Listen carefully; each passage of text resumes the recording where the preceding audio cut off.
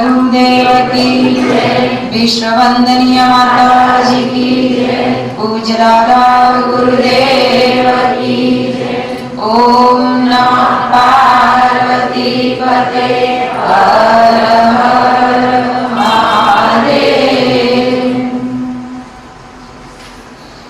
ब्रह्मानंदं परमसुखदं केवलं ज्ञानमूर्ति द्वन्द्वातीतं गगनसदृशं तत्त्वमस्यादिलक्ष्यम् एकं नित्यं विमलमचलं सर्वधी साक्षिभूतं भावातीतं त्रिगुणरहितं सद्गुरुत्वं नमामि। अखण्डानन्दबोधाय शिष्यसन्तापहारिणे सच्चिदानन्दरूपाय तस्मै श्रीगुरवे नमः। या देवी सर्वभूतेषु मातृरूपेण संस्थिता नमस्तस्यै नमस्तस्यै नमस्तस्यै नमो नमः। परम पूज्य गुरुदेव परमनीय माताजी माँ गायत्रीना सूक्ष्म सानिध्यમાં ઉપસ્થિત સર્વદેવ પરિવાર સર્વના હૃદય સ્થાને વિરાજે એ પરમ ચેતનાને મારા કોટી કોટી વંદન સૌને નવરાત્રિના પવિત્ર પાવન દિવસોમાં આજે આઠમનો દિવસ આઠમના દિવસનો એક વિશેષ મહિમા એનું મહત્વ એક અલગ રૂપથી કહેવામાં આવ્યું એટલે જ્યાં જુઓ ત્યાં ઠેર ઠેર આઠમ હોય એટલે બધા નાનો મોટો જેને જેવો ફાવે એવો ઘરમાં હવન કરે। અમે અમરેશ્વરમાં રહેતા હતા ને ત્યારે ઘણા બધા ઘરમાં આંગણામાં ચાર ઈંટો મૂકીને નહીં તો પછી ગાયનું છાપથી થોડુંક લીપીને પણ થોડા અને એમાં એક નાળિયેર એક શ્રીફળ એની અંદર હોમી દે। કંઈક હોમી દેવાની વાત આજના દિવસે બધાને ખબર છે પણ હોમી દેવાનું એટલે શું તો કે નાળિયેર હોમી દો એટલે માતાજી પ્રસન્ન થઈ જાય। એ નાળિયેર તો માતાજીએ જ બનાવ્યું છે અને માતાજીએ ઉગાડ્યા અને આપણે તોડી લાવ્યા અને અંદર હોમી દીધું એમાં શું પણ વાસ્તવમાં માતાજી એમ કહે છે કે એ નાળિયેર તો હોમાયા જ કરે છે પણ તારી પાસે જે નાળિયેર છે ને આ નાળિયેર હોમે ત્યારે સાચું કહેવાય। આ નાળિયેર હોમી દેવાનું છે। આ નાળિયેરમાં જ બધું છે એ નીચું નમવા તૈયાર નથી। આમ એવું કડક થઈને ફરતું હોય ને એ વાત ના પૂછો હોય કશું ના પાછું છતાં આમ એટલું ઊંચું કડી રાખીને ફરે કે વાત ના પૂછો। એ નાળિયેરને ત્યાં હોમી દેવાનું છે। જે કાંઈ ભરાયેલું છે શરીરના કોઈ પણ અંગની અંદર છે વેર ઝેર હિંસા ભાવ કઈ ભરાયેલું છે બધું આમાં જ ભરાયેલું છે। જેટલું પણ ભરાયેલું છે એ બધું આની અંદર છે એટલે કે તું એને હોમી દે એટલે આઠમ આપણી સફળ થઈ જાય। આઠમ કરવા માટે આપણે ભૂખા રહીએ તો ભૂખ લાગે ભૂખ પેટને લાગે પણ પાછું એ ખાવાનું મન કઈ થાય આમાં થાય ને અહીંયા વિચાર આવે ને ખાવાનો તો કે આ ખાઈ લો પેલું ખાઈ લો પેલું ખાઈ લો પેલું ખાઈ લો આને જ બધું થાય એટલે એને જ હોમી દેવાનું છે। એ હોમાઈ જાય તો બધી વાતે સફળ થઈ જાય।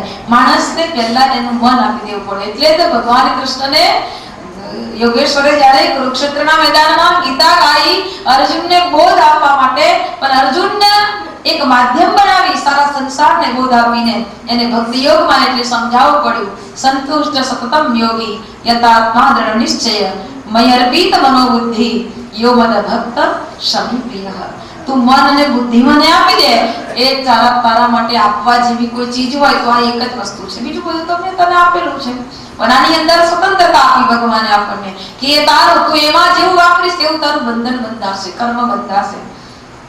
એટલે મન અને બુદ્ધિ એ એને અર્પણ કરી દઈએ તો યો મદ ભક્ત સમી પ્રિય એવો ભક્ત મને વધુમાં વધુ પ્રિય છે। તો આજે આ અષ્ટ દુર્ગાની જ્યારે આજે આપણે આઠમની વાત કરીએ છીએ ત્યારે અષ્ટમી અષ્ટભુજા આઈ આનંદમાં આરતીમાં આપણે ગઈએ 8 ભુજાવાળી માની શક્તિ આજે આપણને મળે।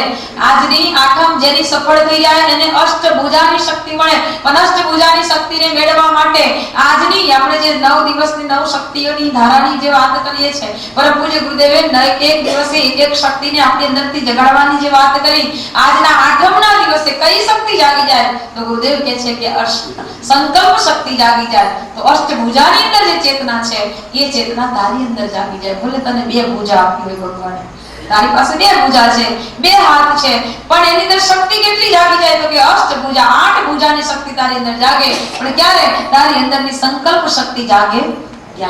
જેની અંદર સંકલ્પ શક્તિ જાગી છે એની અંદર એવી વિશેષ શક્તિઓ જાગી છે। અષ્ટભુજા મતલબ કે અત્યંત બમણી નહીં, કદાચ 2 હાથ છે એના બમણા કર તો 4, પણ અષ્ટભુજા એના કરતા પણ ડબલ એવી પરમ શક્તિ અંદરથી અંતરાળમાંથી જાગે। આ અંતરાળમાંથી શક્તિ જાગે, સંકલ્પ શક્તિ જાગે ત્યારે માણસની અંદર એક વિશેષ બળ પેદા થઈ જાય। અને એ વિશેષ બળ એટલે કોઈ સામાન્ય શારીરિક બળ જ નહીં, શારીરિક બળની સાથે સાથે માનસિક બળ, આત્મિક બળ, મનોબળ, તમામ બળ એની અંદર જાગૃત થઈ જાય। સંકલ્પ શક્તિમાં એ સાહસ છે, એ બળ છે। અને એટલે જ કહેવામાં આવે આપણે જ્યારે પણ કોઈ કાર્યક્રમ કરીએ ત્યારે સંકલ્પ લેવડાવીએ, સંકલ્પ કરાવીએ ને, અને સંકલ્પથી કામ કરાવીએ તો એ સંકલ્પ કેટલું ઘણું કામ કરે, ડબલ ઘણું કામ કરી જાય। અત્યારે તાજો દાખલો આપણો ગુરુ પૂર્ણિમાનો લઈએ તો ગુરુ પૂર્ણિમાના દિવસે પહેલામાં પહેલું જ્યારે પ્રેરણા ગુરુદેવની થઈ કે આ ગુરુ પૂર્ણિમાએ ગુરુદેવને આપીશું શું, ત્યારે એક પ્રેરણા થઈ ધ્યાનના સમયમાં, અને એ પ્રેરણા થઈ એટલે એની વિચારધારા તૈયાર કરી, એનું માળખું તૈયાર કર્યું। એટલે પહેલી જ વાત ગીતાબેનને મેં કીધું કે આ રીતે ભાઈ આપણને કામ સોંપ્યું છે ગુરુદેવે, ના કરવાનું છે, ત્યાં તો એમનું મોઢું આટલું મોટું કોરું થઈ ગયું, લાડવો પી જાય। ઓ બાપરે, આટલા બધા ઘરમાં કેવી રીતે જશે, 2400 ઘરમાં કેવી રીતે પહોંચાશે? મેં કીધું એમાં શું વાંધો છે, બધાએ 50 લઈ લેવાના, 2400 ઘર તો હવે આ ડભોઈના પરિજનો માટે કશું અશક્ય છે નહીં, અસંભવ છે નહીં। એકાદ 2 પ્રોગ્રામની વાત થઈ ત્યાં તો એ ખુશ થઈ ગયા, બરાબર છે, આપણે તો બધા પ્રોગ્રામો તો ડબલ જ થાય છે ને, ડબલ સંકલ્પ પૂરા થાય છે ને, તો પછી આ કેમ નહીં થાય? અને વાસ્તવમાં આપણો આ સંકલ્પ પણ ડબલ આપણો પૂરો થયો। 2400 નો સંકલ્પ હતો, 4800 ઘર સુધી આપણા બહેનો પહોંચી ગયા છે।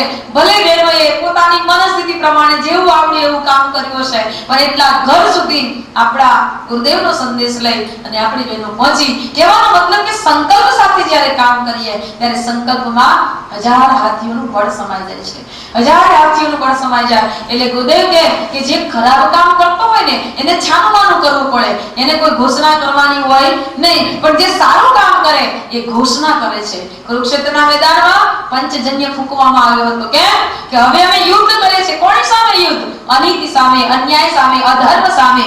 એમ આપણે પણ ઘોષણા કરીએ છીએ, સંકલ્પ કરાવીએ કે અમે પણ હવે ચાનામાના બેસવાના નથી, અમે સંકલ્પની શક્તિ સાથે કામ કરીશું। અને આવી સંકલ્પની શક્તિ સાથે જ્યારે કામ કરાય છે ત્યારે એ કામની અંદર એની અંદર એક વિશેષ શક્તિ, એક બળ એવું પેદા થાય છે। અને એ બળ કોનું? ત્યારે કહેવામાં આવ્યું કે એ બળ એટલે જ માં જગદંબાનું અષ્ટમી અષ્ટભુજા વાળી માં દુર્ગાનું સ્મરણ કરે અને જે શક્તિ મળે એટલે તો એના 12 એના 16 સ્વરૂપ બતાવવામાં આવ્યા કે એક સ્વરૂપની અંદર કેવી શક્તિઓ સમાયેલી છે।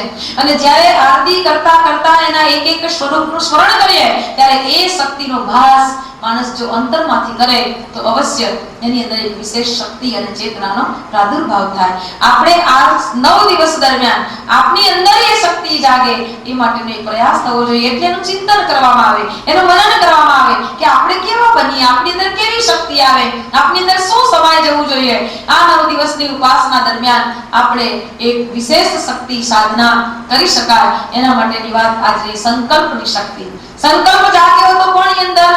એ રામાપીરની અંદર આજે કેટલાય રામાપીરના પરિજનો, કેટલાય એના સાધકો, કેટલાય એના ભક્તો એનો હેલો ગાય અને હેલો સાંભળો રણજનરાય, હુકમ કરો તો ફિર યાત્રાઓ થાય મારો, હેલો સાંભળો ઓજી। કેમ? એનો હેલો એટલા માટે આજે ગાઈએ છે ને પીર કહેવામાં આવ્યો। કોઈ એને ભગવાન ના કીધો, એને પીર કીધો, કારણ કે જેવો જેવો માણસ એની પાસે ગયો એને એવો પરચો બતાવ્યો. મતલબ પરચો બતાવ્યો મતલબ કે એવી અનુભૂતિ કરાવી દીધી કે તું કોઈ સામાન્ય વ્યક્તિ પાસે નથી જતો. જેને ઘોષણા કરી હતી કે હું મારી પાસે જે દુખિયારો આવશે, મને જેનો સાથ સંભળાશે એની પાસે હું દોડીને પહોંચી જઈશ. અને એ રીતે રામાપીરે કામ કર્યા. એને કાંઈ ન જોયું. જ્યારે જ્યારે જેવી અવસ્થાની અંદર ગાયોના ધન માટે જ્યારે એને સાધ કરવામાં આવ્યો ત્યારે મોયરાની અંદરથી ઊભા થઈને દોડ્યા હતા અને એ ગાયોના ધનને બચાવ્યા હતા. એવી જ અવસ્થા, એવી જ સંકલ્પની શક્તિ કોની અંદર જાગી હતી? સમર્થ સ્વામી રામદાસની અંદર જાગી હતી. એ રામદાસ પણ પોતાના મોયરાની અંદર લગ્નનો સમય, કેટલી મોટી જાન, કેટલી બધી તૈયારીઓ, ચારે બાજુની તૈયારીઓ હતી. પણ જ્યાં રામદાસ મોયરામાં પ્રવેશ કરે છે, પોતાનું સ્થાન લે છે અને ગોર બાપા કે સાવધાન, હજુ કન્યા પધરાવો તો બોલ્યા નથી, સાવધાન બોલ્યા. ત્યાં તો એ સાવધાનનો સંકલ્પ, સાવધાનનો શબ્દ સમર્થ સ્વામી રામદાસના હૃદયમાં પહોંચી ગયો. આ તો મને સાવધાન કરે છે, ખરેખર મારે સાવધાન થવું જોઈએ. અને સાવધાન થઈ ગયા રામદાસ અને ત્યાંથી માથા ઉપરથી બધું જે હતું એ ઉતારીને ફેંકી દીધું અને દોટ મૂકીને નીકળી ગયા. આખી જાન પાછળ પડી. અરે ક્યાં જાય છે? આ લગ્નનો સમય વીતી ચાલ્યો, આ છોકરી શું કરશે? કોઈ સાંભળે નહીં. એને એવી તો દોટ મૂકી કે વાત ન પૂછો. હવે હું આની અંદર બંધાવા માંગતો નથી. કહેવાનો મતલબ કે જે વ્યક્તિની પાસે જે શક્તિ ભરેલી છે એને સમય આવે ત્યારે ભગવાન સાવધાન કરીને એનો સંકલ્પ જગાડે છે, એનો સંકલ્પ જગાડે છે. અને દરેક વ્યક્તિના જીવનમાં આવો સમય આવે છે, એક ટર્નિંગ પોઈન્ટ આવે છે. અને એ સમયે કોઈને કોઈ રીતે ભગવાન કોઈના પણ માધ્યમથી એને જગાડવાનો પ્રયત્ન કરે છે. જે જાગી જાય છે એ તો જ્ઞાન થઈ જાય છે. પણ જે સૂતો જ રહે એની પાસે તો આખા દુનિયાનું દુઃખ આવીને ભેગું થાય. જાગતાની પાડી, ઊંઘતાનો પાડો. ઊંઘ્યા કરે અને પછી કશું ના પડે. જાગી જાય એ ફાવી જાય.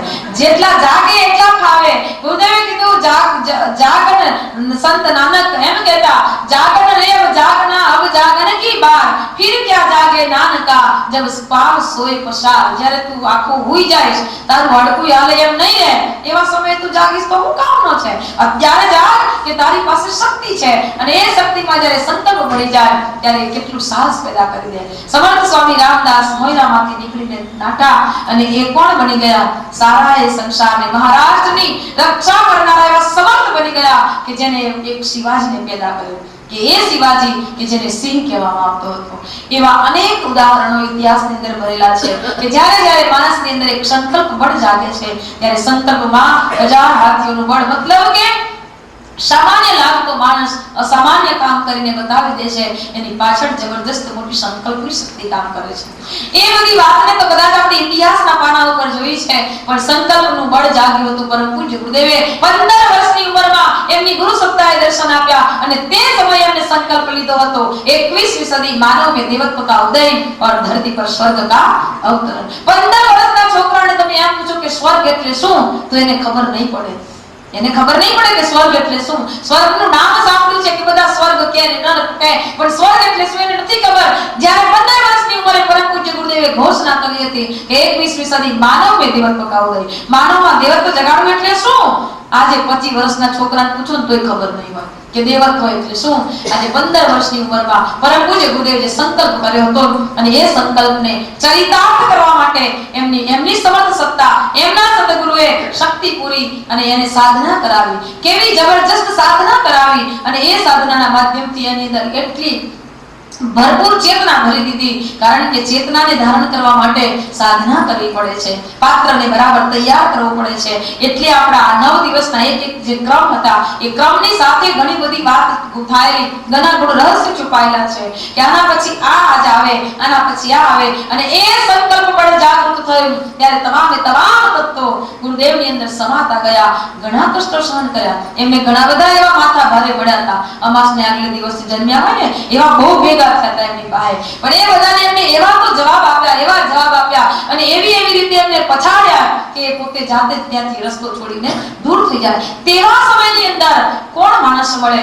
આજે સમય એવો છે કે કોઈ માણસ ઉપર ભરોસો ન રખાય. આજે એક ભાઈ આવ્યા હતા, એમના પેલો છોકરો હું નામ એના બાપુજી કે આજે ગામની અંદર બે બહેનો આવી હતી, બે બહેનોએ એમના ઘરે જઈને છોકરીને એની માં બે ઘરે હતા, આપણે અહીંયા કારખાનું છે લોખંડનું, એના પપ્પા હતા, એ લોકો દુકાને આવ્યા, એમના કારખાને આવ્યા અને બે જણ ઘેર હતા. બે બહેનો આવી, બે બહેનોએ એમ કીધું કે ગુરુવારે એમ કે ગાયત્રી યજ્ઞ છે એટલે યજ્ઞનું આમંત્રણ આપવા તમને આયા છે. અને આમ તેમ કરી બધી વાતો કરી અને વાતો કરીને પછી એ બે જણ ભાન ભૂલી ગયા, છોકરી એની માં બે, અને બે ના કાનની અંદર મોટા મોટા પેલા પહેરેલા હતા એ કાઢી લીધા અને થોડી વાર રહીને ત્યાંથી પછી નીકળી ગઈ. પેલે પૂછ્યું કરું કે કોણ છે, કઈથી આયા, પણ ભરૂચનું નામ લીધું, કયાનું નામ લીધું, અમે રશ્મિબેનને ઓળખીએ છીએ ને આવી બધી વાત કરી.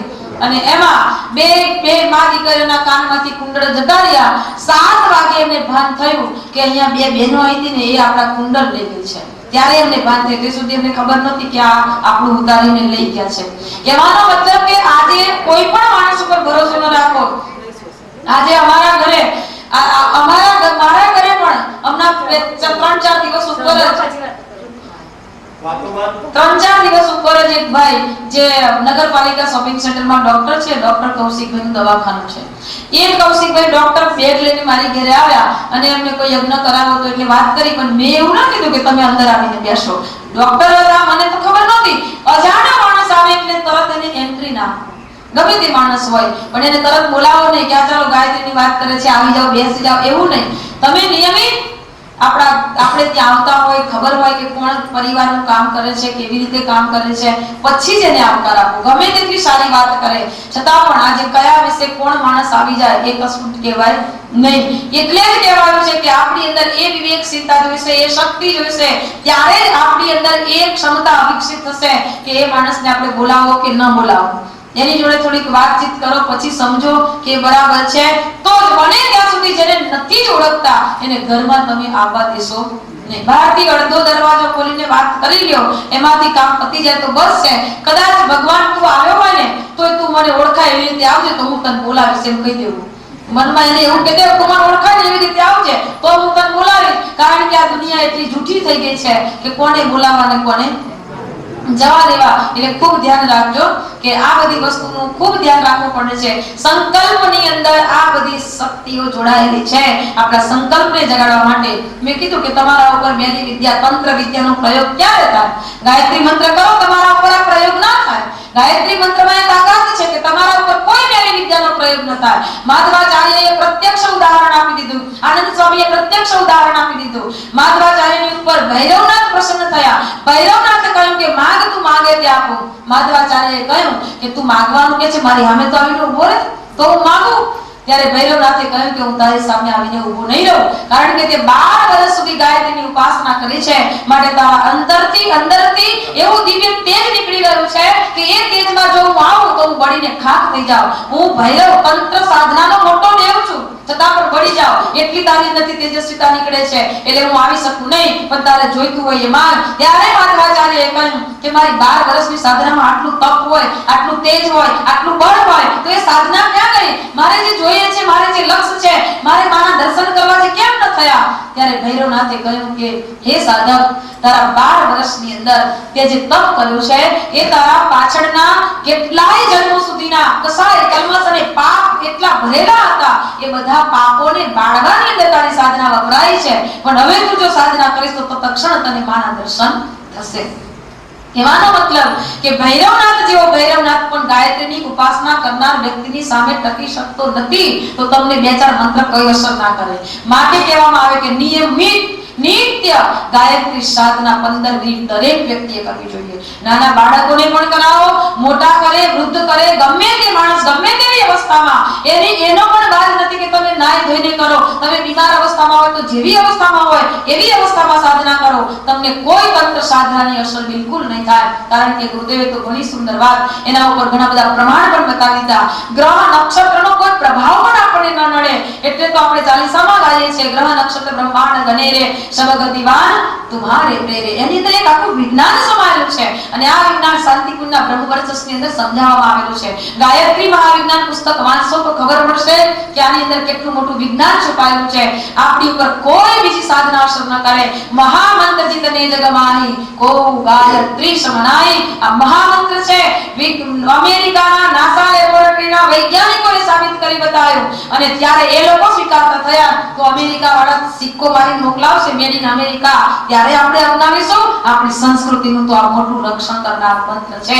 આપણી સંસ્કૃતિનો સિરતાજ છે અને આ સરતાજને આપણે જો ઉતારી દઈએ, બીજો પહેરીને શોભવા લાગે ત્યારે આપણે વિચાર કરીએ સારો લાગે છે, મારે પહેરવો જોઈએ, ત્યારે ક્યાં ગયો કે તારી પાસે હતો.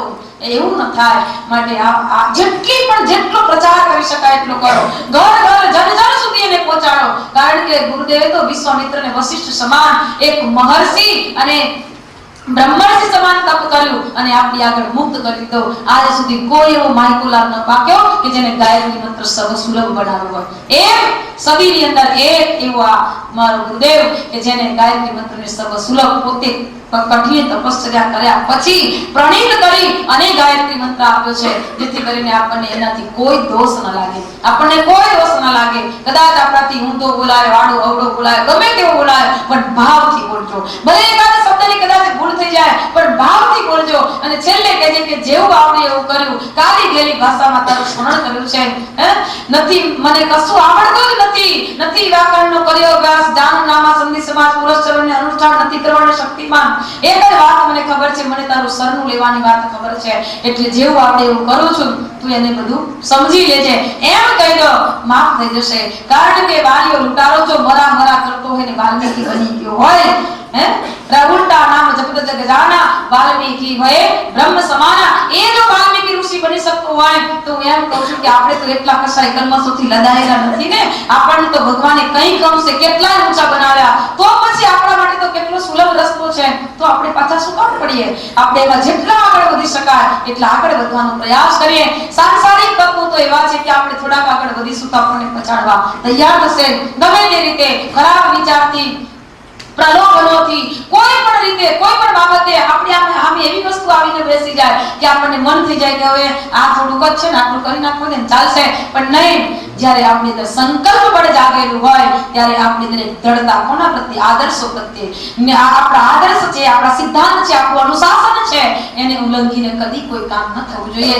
એવો સંકલ્પ આપણા સૌની અંદર જાગે. આજે માને પ્રાર્થના કરે, હે અષ્ટભુજાવાળી માં, હે માં જગદંબા, તારી પાસે એ શક્તિની હું માંગણી કરું છું કે અમારી અંદર પણ એ સંકલ્પ બળ જગાડ કે જે સંકલ્પ બળ દ્વારા અમે આ સંસારની અંદર તને ગમતા શ્રેષ્ઠ, અતિ પાવન, શ્રેયગર, કીર્તિમાન કાર્ય કરી શકીએ. એ ભાવ સાથે માં જગદંબાને લાખ લાખ કોટી કોટી વંદન સાથે સૌને જય ગુરુદેવ.